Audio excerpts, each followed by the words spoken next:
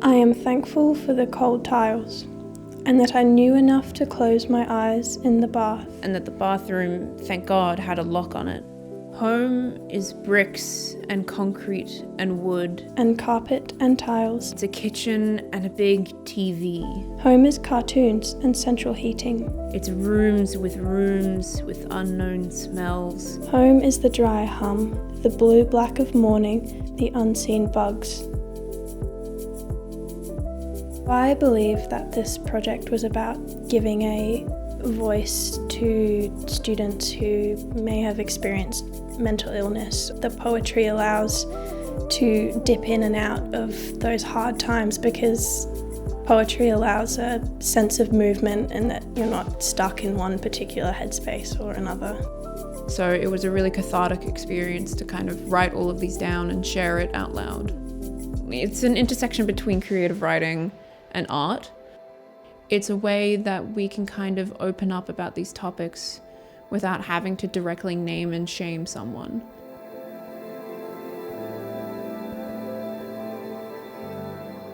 We were really happy to offer our students up to be involved in what was a really large-scale community arts event. And for our students, that's incredibly important for them to be able to lift themselves outside of the classroom and to work with professionals, to work with artists and poets and curators on something that was going to be out in the public. What a couple of them commented on was how watching Omar the poet work through his own emotions and get that onto the page allowed them to tap into their own feelings and understand how, as a creative, they might be able to use some of their own experiences or observed experiences in their creative works. We wanted to take that content and look at it again with an intergenerational group. So we brought together some students from Bradfield TAFE who had not been in the original workshop, alongside older members of the public, mature adults, to see if there were similarities, differences in responses.